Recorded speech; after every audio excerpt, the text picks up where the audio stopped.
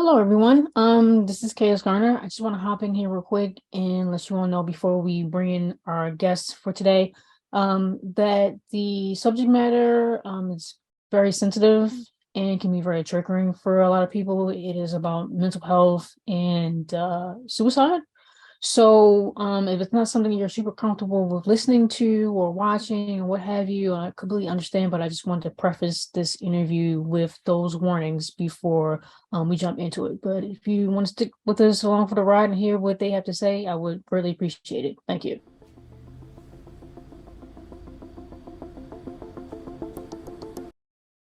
Hi, I'm KS Garner, and you're listening to the Solo Nerdbird podcast. Today, I'll be speaking with co-creator, writer, and actor in the student-led web series Hurt, Craig Selbrede, here to promote the show's Kickstarter for season 2. Welcome, Craig. Thanks for having me. Well, thanks for joining us today. But outside of my introduction, who is Craig Selbrede in his own words? Um, I put a lot of stock into my work, so I tend to define myself a lot as a writer, as a creator. But I'd like to say I'm also a triplet. I use that a lot as a definition for myself, just because I growing up with two sisters that influenced my creative process a lot, how I see the world. So I would say if I defined myself, it would be something like a writer, a triplet. I just want to tell stories that are that kind of mean something to people, Uh, um, which most writers do, but that's how I would define myself, I guess. okay, and what is Hurt the web series about? Yeah. So Hurt is about a young man who is gay and autistic, who is struggling with his mental health and is um, considering potentially ending things when he meets another man, Finn, who is also considering ending things, but for very different reasons. And they both decide to help each other uh, kind of appreciate life and learn to live because neither of them wants that for each other. And then the story kind of develops from there. Uh-huh. So could you elaborate a little bit more on your creative process on Hurt as a whole? So just as a thought in your head, and maybe notes on the page to actually it's starting to develop into something and then like working on the first season into now funding and creating the second one. Yeah. Um, so a lot of the time, there's a lot of trial and error for me in terms of my creative stuff. I wasn't educated as a filmmaker. I didn't go to film school. I've never had really formal training with filmmaking, but I was trained as a writer, and so it started off as me wanting to make a small web series. So I said, you know what, I'll get a camera, I'll shoot it myself if I have to. I just want to make something. Mhm. So, and then I started reaching out for collaborators and actors and stuff. And more people than I expected were interested in it. And then the more people who became involved, who helped get things together, shape things, the more it developed into a fully fledged thing. And so I would say that it was my creative process was kind of just reaching out and finding help and putting my experiences out there, seeing who else connected with them and wanted to help work on it and make something together. So there was a lot of going in there and putting myself out there. And then there was a lot of just kind of tedious work of just casting, which isn't something I enjoy personally. Um, and writing the scripts, editing the scripts over and over again, making sure that they were something that I could film. So being very careful with the details I included and the props and the sets and stuff like that, because I had to think about whether or not it was actually filmable with my resources. And from there, I mean, it took shape. It's been taking shape. We're going to be added later in January to a small streaming service called Spark TV, and we just shot the first special, which bridges the first season and the second season, and we got new audio equipment for the special in the second season, and it's just such a world of difference from the first season, because the first season's audio was was it did its job, but it wasn't anything special. And I think that the audio we have now just is so much more immersive and so much better. And so I'm just very excited because it starts as just me saying I want to do this thing on my own. And then because so many people got involved, because so many people were willing to make something together, it's evolved into something very tangible. Yeah. So like, how does it feel knowing that, with the experience that you've gained from working on the first season to now, you just finished the special with the bridge and then working on the second season, that you now have this knowledge of how things work, like how scripts work, how casting goes, how, the audio even in production and maybe even scouting locations. Like you had no idea. It was kind of just like a shot in the dark. Whereas now there's a bit of light here and you actually kind of know a little, like, more, like you kind of know what you're doing now. Yeah. I mean, my little plug is that I did actually, this is kind of my like third or fourth web series in some senses, because I did a really, really basic amateur one in high school, which I'm really proud of, but it's just none of us had any equipment, so it was just what it was. And then I started a few ones which kind of faltered because of COVID, and one that actually succeeded, even though I couldn't be there for filming, that was shot by a bunch of strangers in the UK, because I was supposed to study abroad there. So I reached out to them similarly to how I reached out to people for Hurt, and then it came to pass. And so I kind of had like a baseline level of experience, but it was never like you said, it was never like the full picture. I was never like the one responsible for everything who and making it happen on my own terms with equipment and stuff. Like this was the first serious one that I myself was doing because the UK one was done by the UK people. Mhm.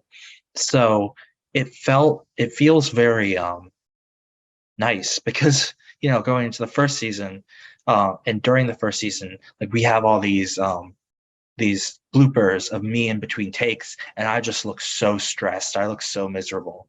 And so like as much as I liked working on Hurt, it was a very stressful thing for during its first season. But like the special that we just filmed, it was just such a world of difference. Like it was enjoyable. It was relaxing. Like if I go back and look at the bloopers now, it's like me engaging with people having fun. So it is like kind of like a weight has been lifted, knowing more of what I'm doing and having made the mistakes so that now I can deliver something a little bit more professional. Uh-huh. So speaking of you reaching out to collaborators to help with Hurt and other projects that you've done, how was that collaborating with others on for Hurt and on your other web series, from like co-writers and then selecting different directors for different episodes, the casting again, etc. So like how did you know that these were the right people for this project? Yeah. So for the first season, because I thought it was going to be such a small thing at first, I wasn't as selective about who I kind of brought into the fold, but it was kind of a self-selecting thing where the people who didn't really want to do it would eventually depart because it is a lot of work. So if they really didn't want to be there, then they weren't going to stick around.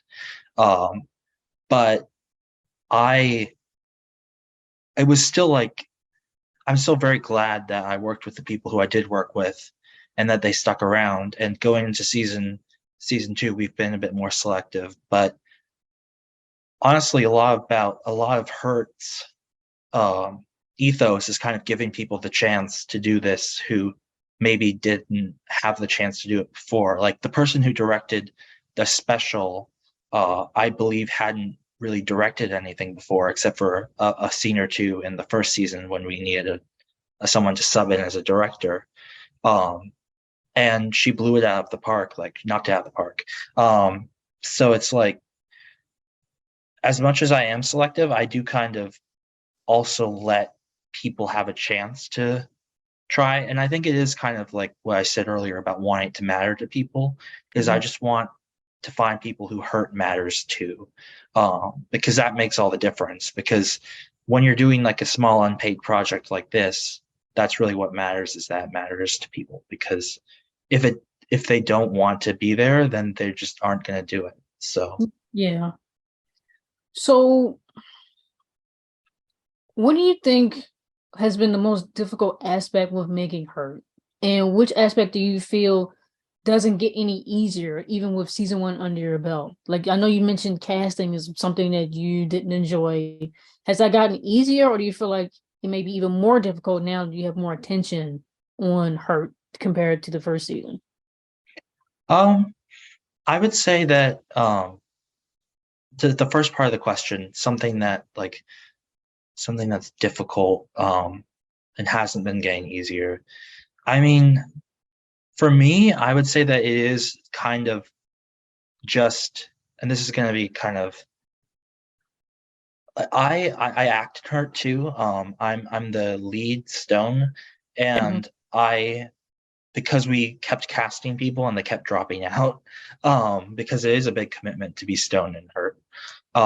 And frankly, I'm always so focused on the producer stuff, on the writer stuff, on the showrunner stuff, that sometimes I forget that I'm in Hurt, and then suddenly I'm on set and everyone's like, all the other actors are like so ready, they have their lines memorized and stuff, and I'm just like I wrote it so I can figure it out, but I just don't have them down as quickly as some of my collaborators do. And that never gets easier because I'm never going to have the time to sit down with my lines and just be the actor the way my collaborators do. Not that they are just the actor, because like the special was, we said it wasn't even a skeleton crew, it was a ghost crew.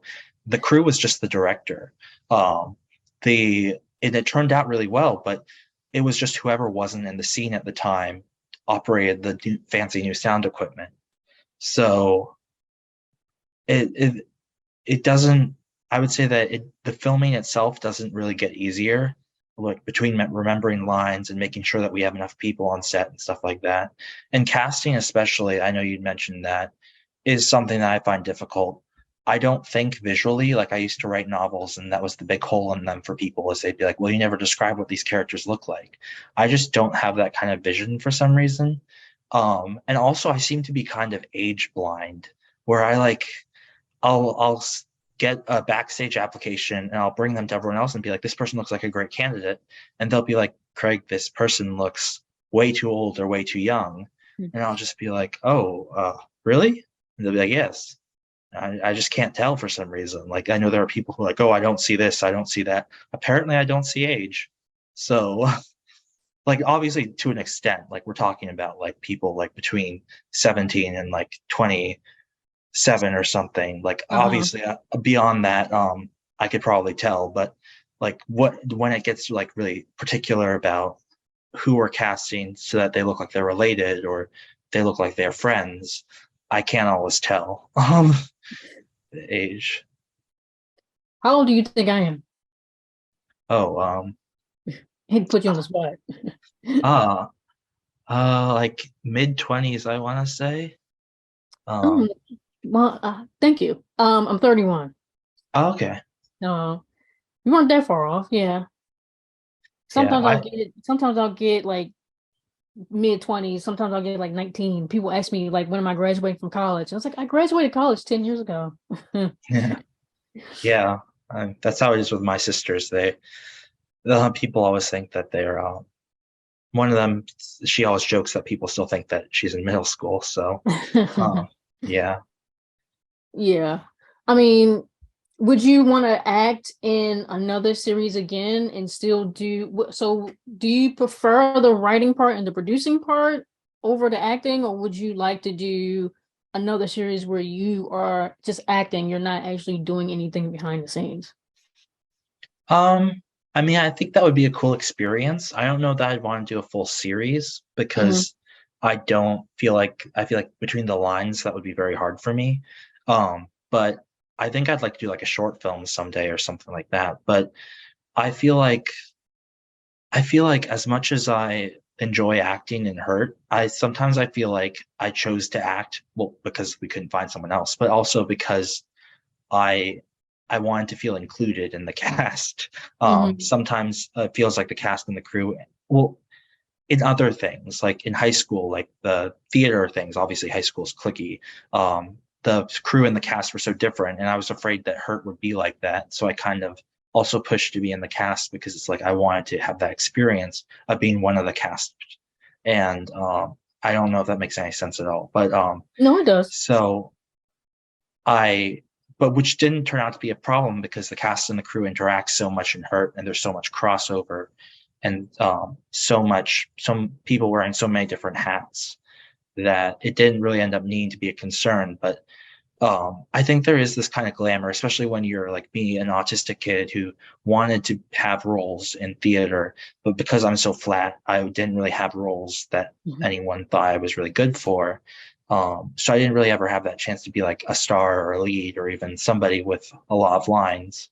So this was kind of wish fulfillment to a certain degree too. Like I'm going to give myself the opportunity that I wanted, um, and I'm going to have the chance to kind of live out that childhood fantasy of being one of the cast.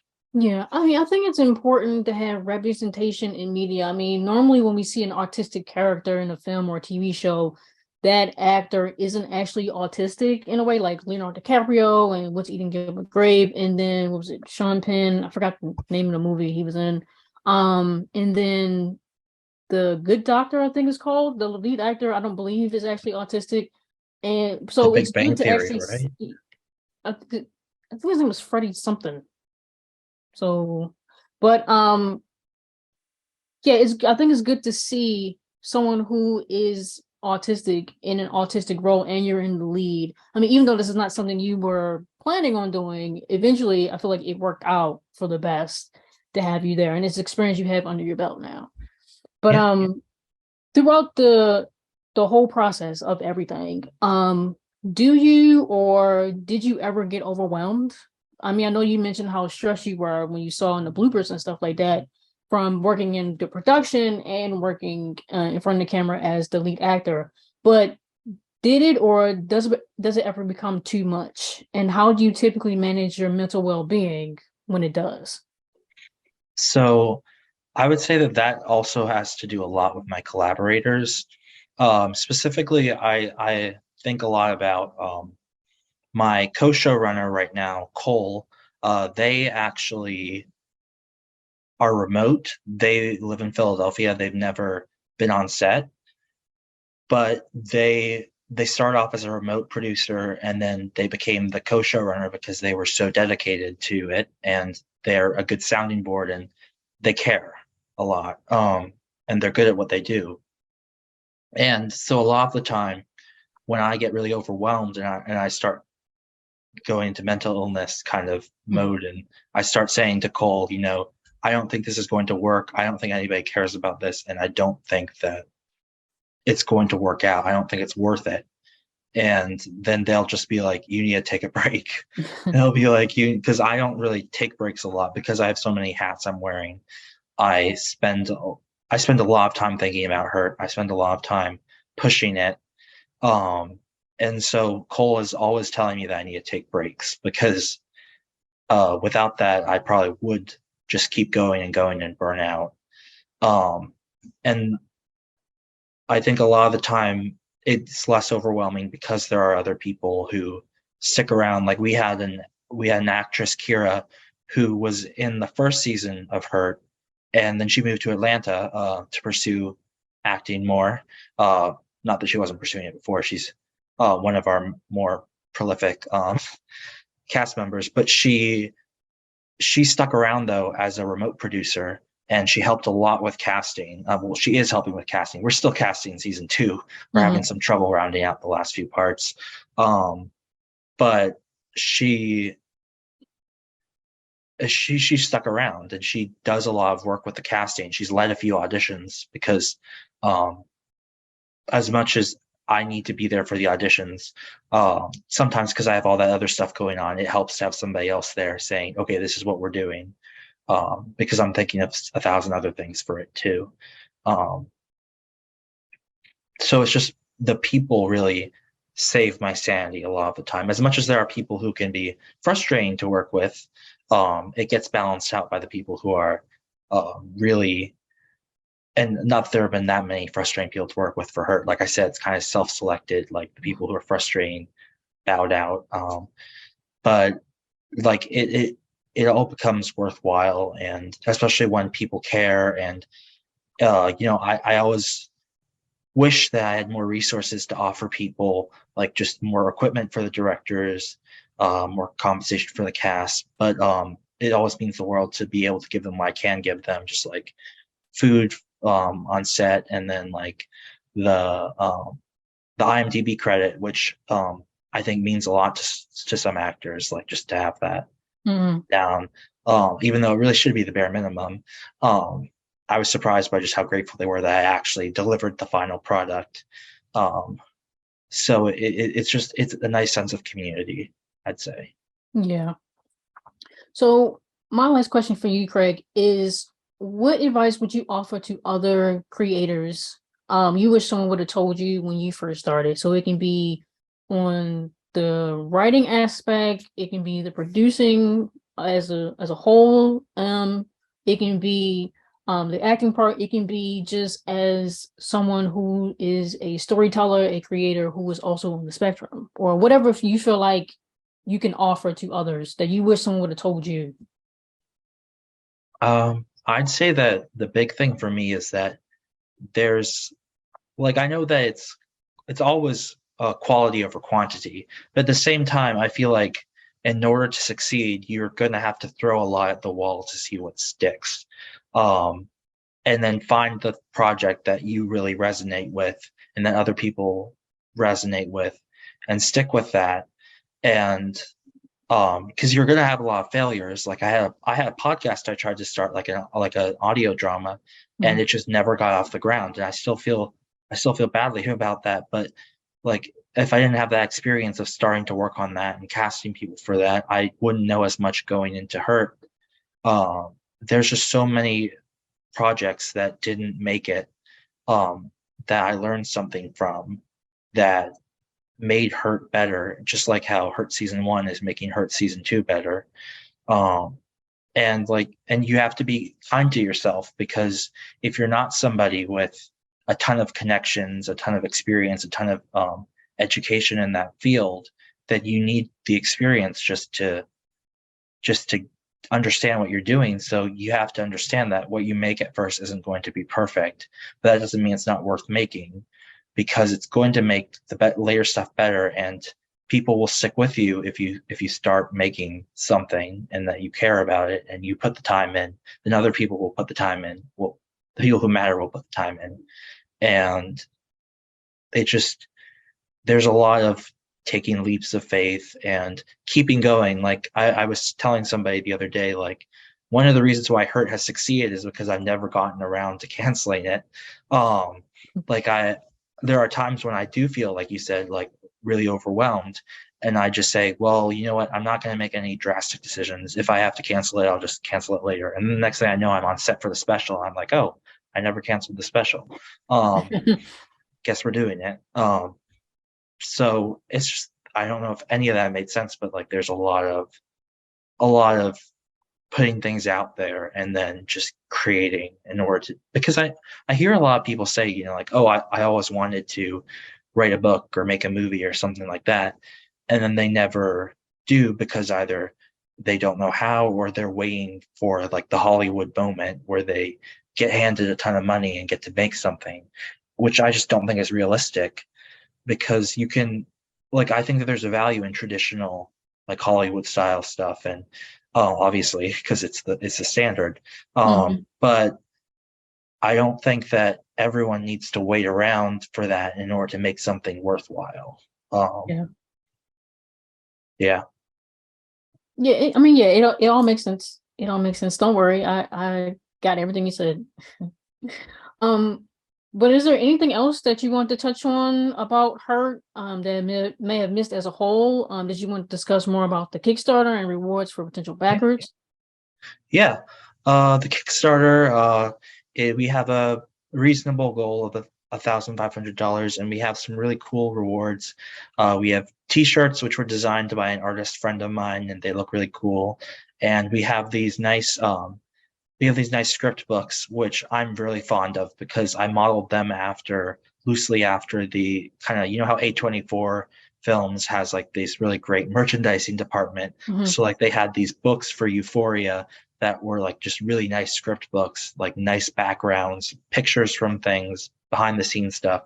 There isn't behind the scenes stuff in mine, but it was modeled after that kind of way of doing it, where it's just a really nice to hold, nice to read, nice to flip through script book. And then I also made some, I never know if it's pronounced zine or zine, the mini magazine. Zine, I guess, because a Yeah, magazine.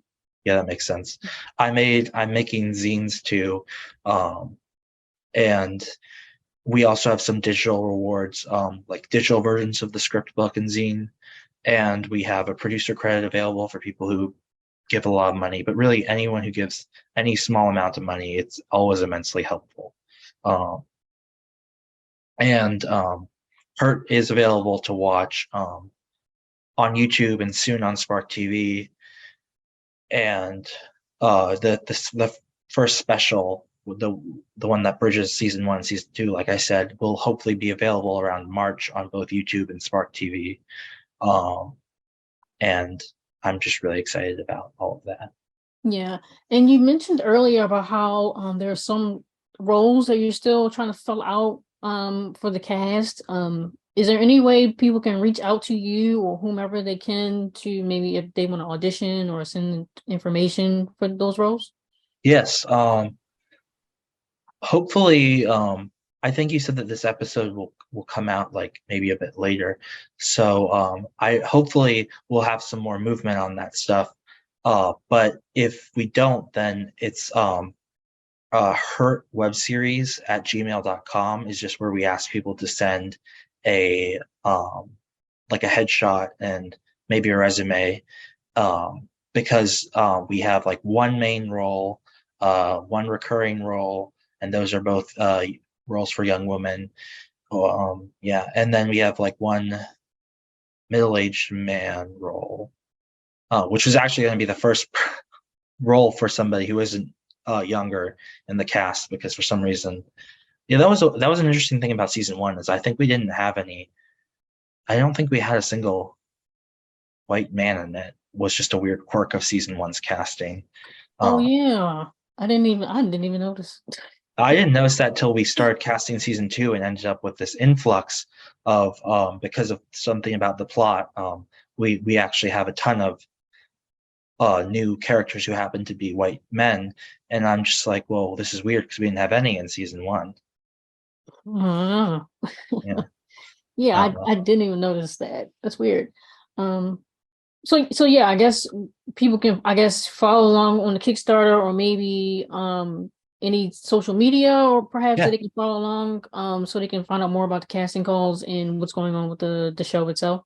yeah. All of our social media is at Hurt Web Series. Uh, I think that's it on every single platform: TikTok, Instagram, Twitter. I think Facebook, because they don't really do tags, is a little bit different. And the series itself on YouTube, it's on a channel called ACC Cinematic, because that's my ACC Pub Inc. is my I think like company thing that I do my books and my shows through. So yeah. Okay, cool. Well, all right. Again, I want to thank the co-creator, writer, and actor in the student-led web series Hurt, Greg Selbrede. Sorry for joining us here today to promote the show's Kickstarter for season 2. All of Hurt's socials, as Craig just mentioned, and YouTube page will be listed in this episode's details alongside the Kickstarter link for those who are interested. Again, I'm KS Garner, and you have been listening to the Solo Nerd Podcast. Thank you.